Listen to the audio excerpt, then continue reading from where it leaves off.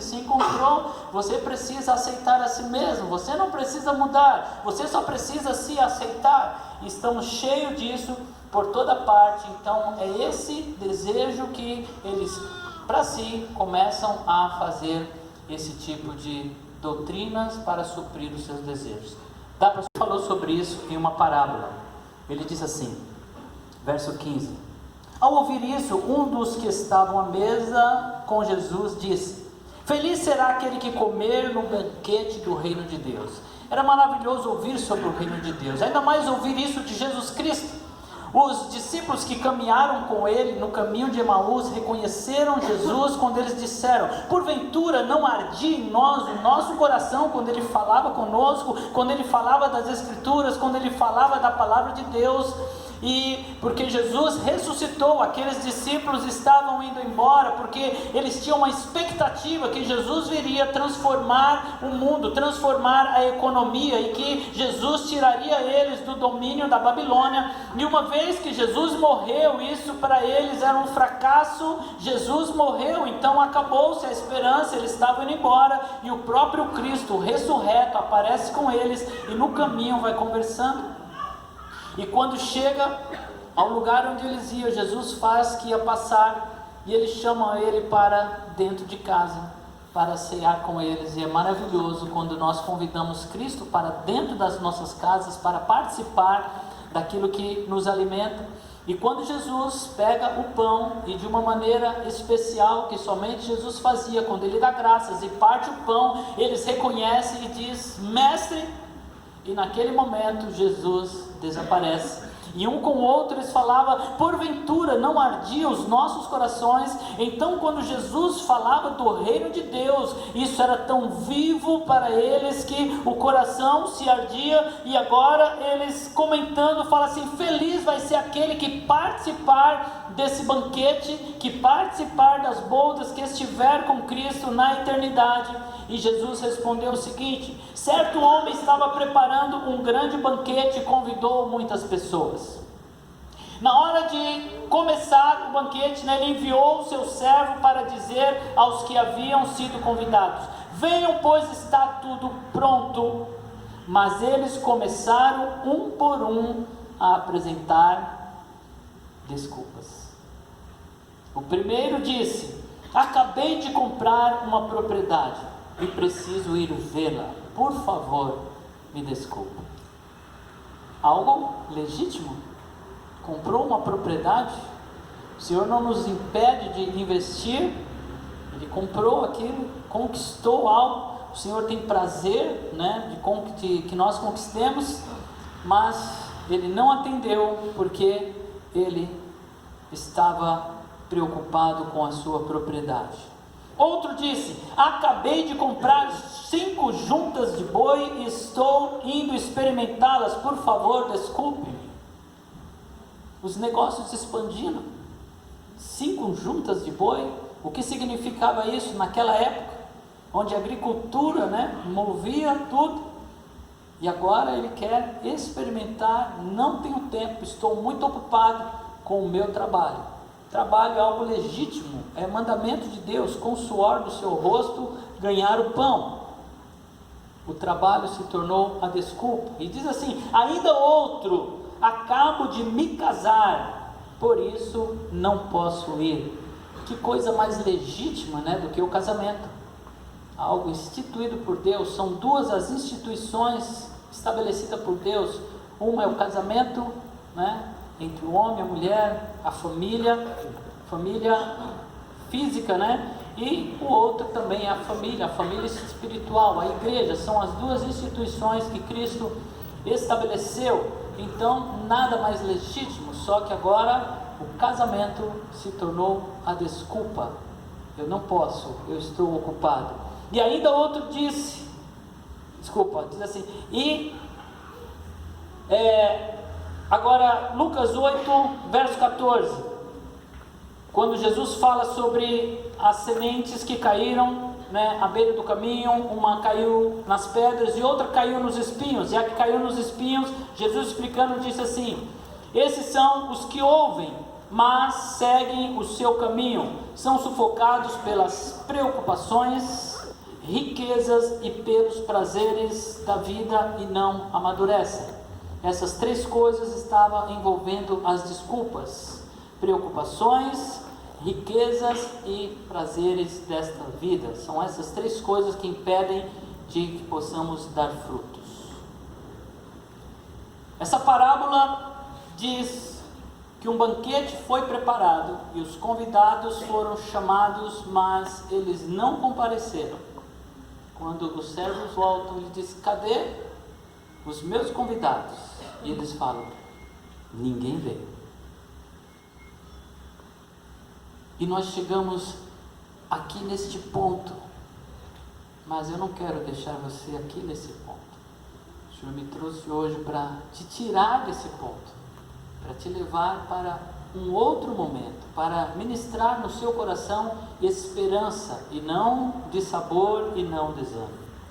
Lá em Isaías 40, verso 30, diz que os que esperam no Senhor, eles renovarão as suas forças. Isaías 40, 30 diz assim: até os jovens se cansam e ficam exaustos, e os moços tropeçam e caem. Mas aqueles que esperam no Senhor renovam as suas forças, voam alto como águias, correm e não ficam exaustos, andam e não se cansam. Há uma canseira agora, né? Não dá, eu estou cansado. Mas a Bíblia diz que se a sua esperança estiver no Senhor, Ele renovará as suas forças, de tal forma que você vai poder voar alto sem se cansar. Mas a parábola de Jesus em Lucas 14 não termina aí, graças a Deus que ela não termina.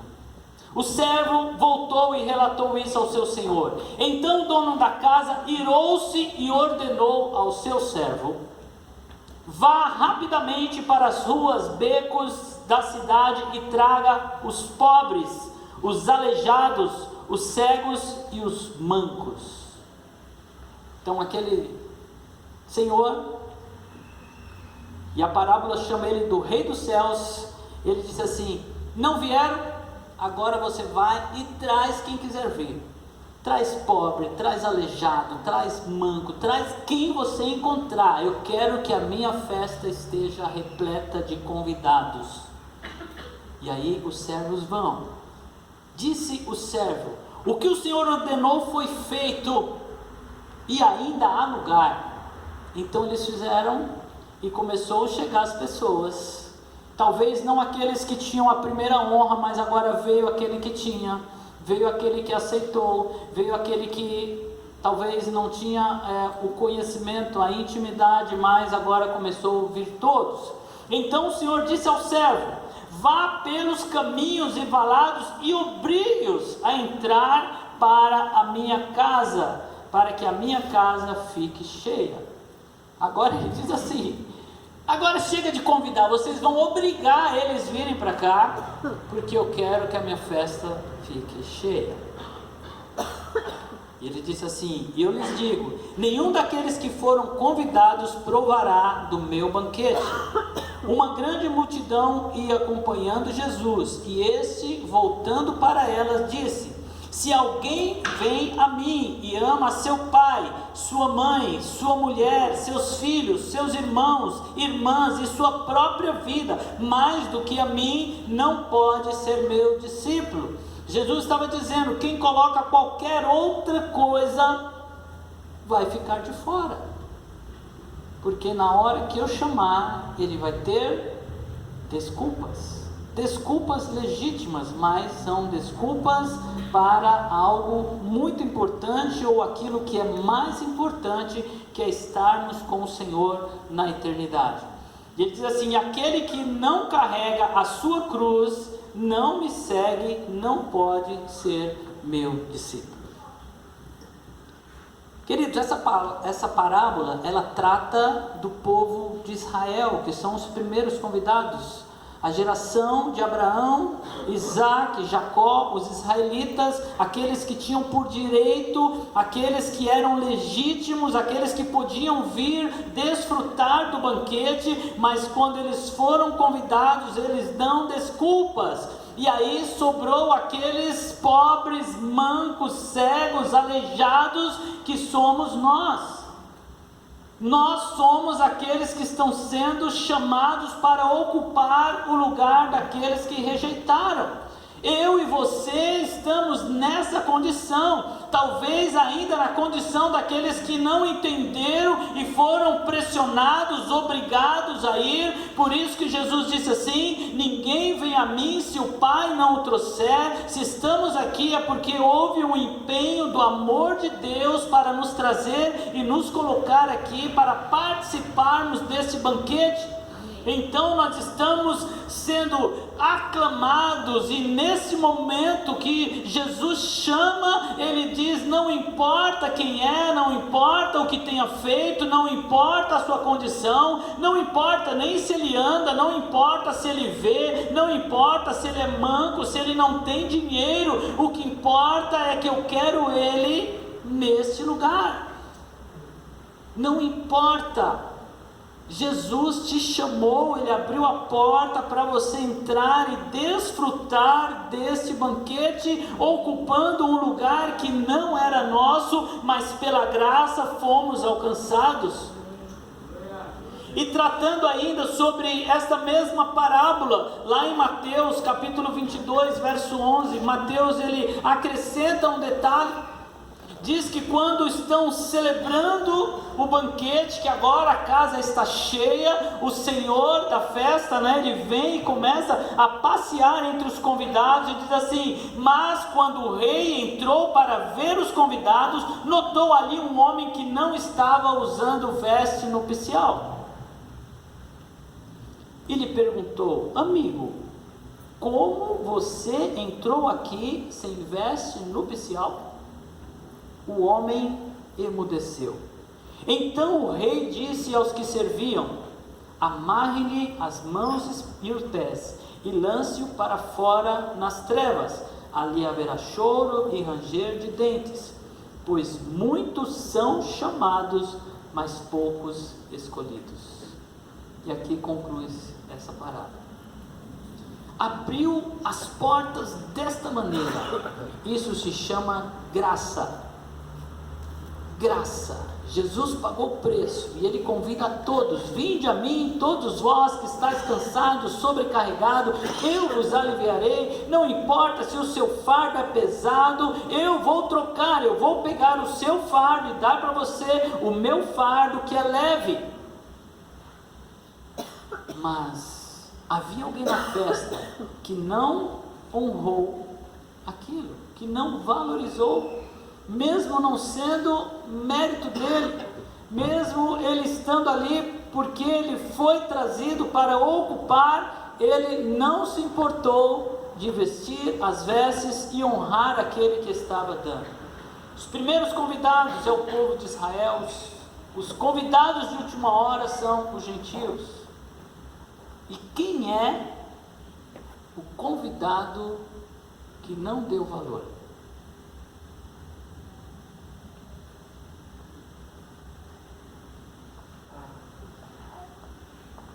Lucas capítulo 17, verso 31, ainda falando sobre esse momento, agora numa outra ótica. Aqui Jesus estava falando por parábola, aqui em Lucas Jesus está falando mais claro. Ele está falando, olha, na vinda do Filho de Deus, quando Ele voltar dos céus, quando Ele vier buscar a sua igreja, e Ele diz assim: naquele dia, quem estiver no telhado de sua casa, não desça para apanhar os seus bens dentro de casa. Semelhante, quem estiver no campo, não deve voltar atrás por coisa alguma. E ele diz: lembre-se da mulher de Ló.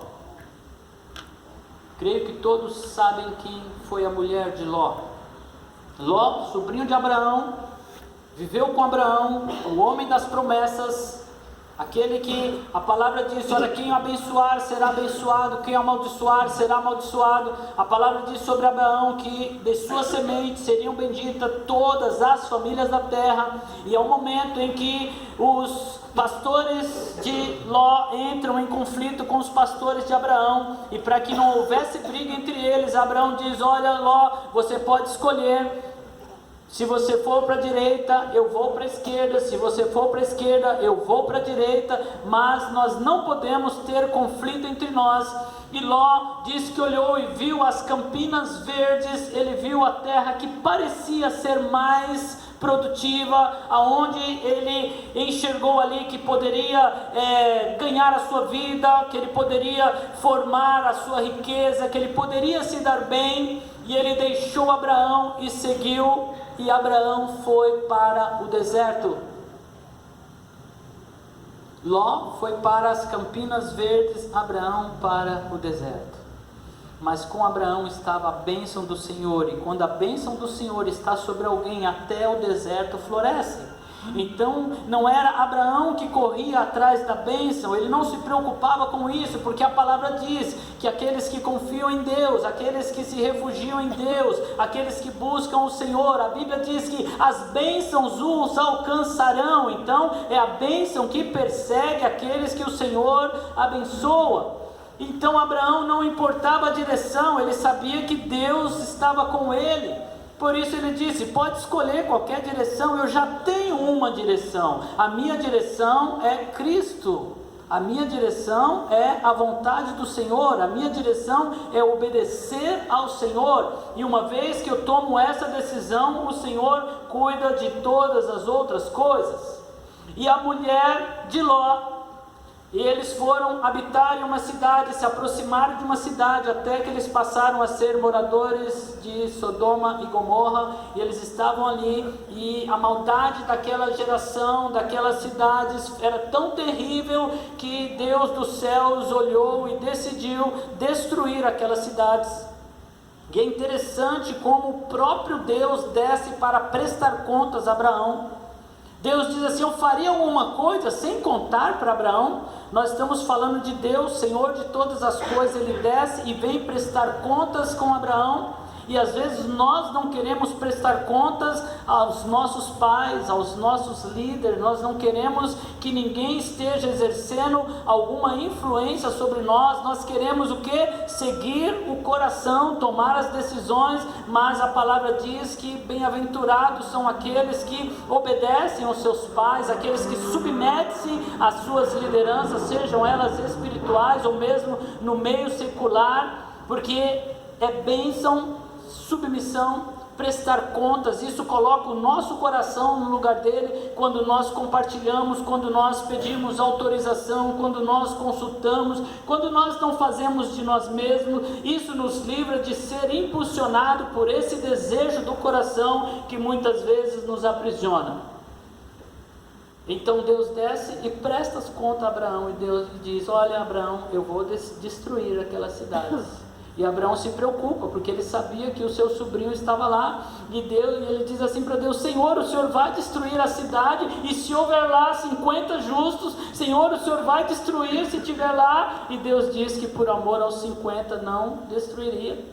E Abraão insiste dizendo, Senhor, mas e se faltarem 5? E se tiver só 45, o Senhor vai destruir a cidade? E Deus disse, não, eu não destruo pelos 45. E Abraão fala, desculpa Senhor, se eu insistir mais um pouco, mas e se faltar mais 5 e só tiver 40? E Deus diz, eu não destruirei por amor dos 40. E Abraão prossegue dizendo, Senhor, mas espera aí, e se só tiver 30? E se só tiver 20? E ele vai até, e se tiver 10? E Deus diz, se tiver ali 10 justos, eu poupo todo lugar por causa dos 10 justos.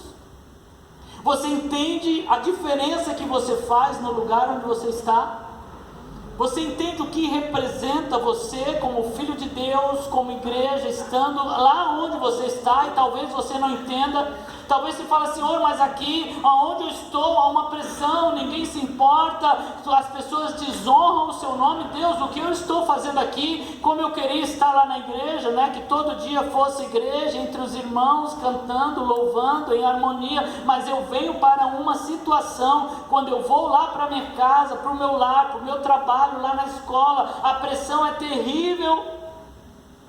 Mas Deus olha para você e vê lá um justo, não pela sua justiça, mas a justiça de Deus que está sobre a sua vida em Cristo Jesus, e Deus poupa todo lugar, e a misericórdia de Deus se volta àquelas pessoas, e o favor de Deus se derrama naquele lugar, porque você está ali, porque em meio ao desespero você se lembra de Deus, você ora, você pede misericórdia, e o Senhor libera a misericórdia.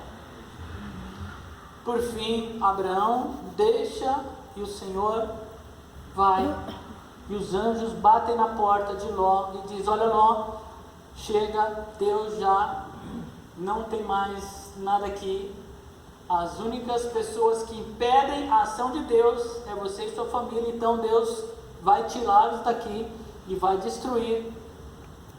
E aquela cidade estava tão tomada pelo mal que os homens daquela cidade, né, se voltam, vão lá na porta de Ló, porque eles queriam se deitar com aqueles homens, de tanto que o coração deles estava, eles não se importam de ir em público, de bater na porta e dizer: olha, põe os seus convidados para fora que nós queremos nos deitar com eles. E literalmente eles queriam ter relações sexuais com aqueles homens. E quando a situação vai apertando, aqueles anjos ferem aqueles homens de cegueira. Ló entra para dentro, e pela manhã os anjos pressionam Ló, pega sua família e sai.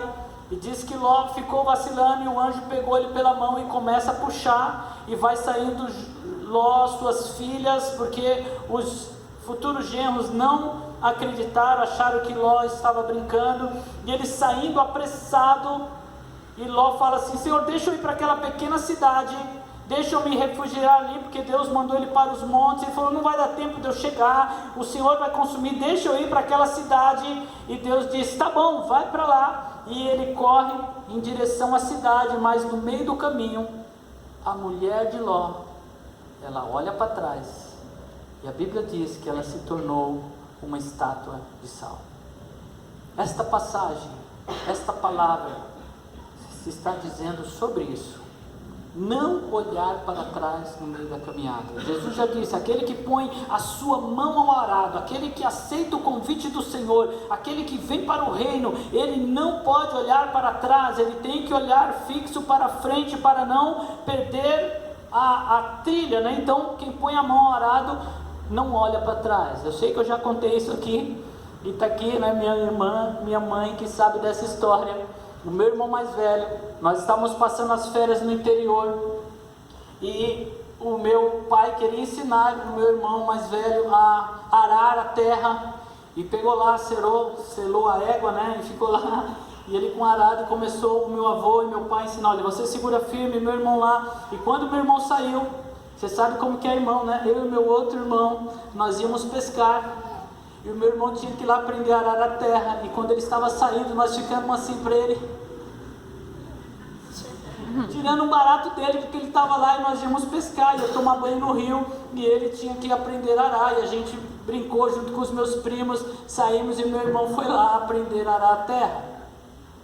E ele lá injuriado, debaixo do sol, né, com o arado na mão, disse que quando o meu pai e o meu avô conversando, eles entraram no meio dos pés de café, ele viu que ninguém estava olhando, ele soltou o arado, e disse que aquela égua, né, começou a puxar o arado de um lado para o outro. Meu irmão brincando disse que ela escreveu o nome dela, escreveu lá égua, e ficou andando assim com o arado, sem rumo, porque soltou a mão, deixou, ficou a erma, ele deixou lá e correu. E quando a gente estava lá, ele chegou morrendo de rir na pescaria e falou que tinha deixado lá, sabendo que quando chegasse poderia tomar uma surra, mas quem está com a mão arado não olha para trás. Deus te chamou, Ele não quer que você olhe para trás, e às vezes as preocupações te faz olhar para trás, às vezes alguma coisa que não parece estar bem te faz olhar para trás. E Deus está te dizendo: olha, eu te chamei para um grande banquete, e a única coisa que você precisa fazer é parar de dar desculpas, parar de olhar atrás. Você vê que tem promessa de renovação durante a caminhada. Se você está cansado, Ele diz: continue caminhando, olhando para frente, que quando você achar que a sua força está no fim, há uma promessa de Deus que virá a renovação e você vai conseguir trilhar, você vai conseguir avançar. Muitas vezes nós queremos construir uma igreja boa, um lugar agradável para se estar, onde nós nos sentimos seguros. Nós queremos um ambiente e às vezes nós pensamos num modelo de igreja. Qual é o modelo de igreja que vai trazer, que vai suprir os anseios das pessoas para que elas venham, permaneçam, fiquem? Mas nós já temos Jesus. Jesus já é bom, Ele já é agradável, Ele já é seguro. Nós não precisamos de nada a não ser Jesus. O que nos une como igreja, inclusive, é Jesus. Nós não somos igreja pela igreja, nós somos igreja por Jesus Cristo. Contra você, porém, tenho isto, disse Jesus. Lá em Apocalipse 2, verso 5, falando com a igreja de Éfeso, uma igreja que era forte, uma igreja que não recuava diante do sofrimento. Jesus dá testemunho dessa igreja, uma igreja que perseverava mesmo diante dos contratempos. Jesus disse para ela: contra você, porém, tenho isto: você abandonou o seu primeiro amor. Você tirou Cristo do centro. Você continua fazendo as mesmas coisas, porém a sua motivação está errada.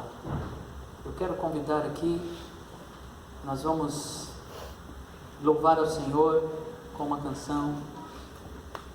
E aqui tem instruções simples na sua caminhada para você não ficar de fora deste grande banquete. Para que no dia da festa você esteja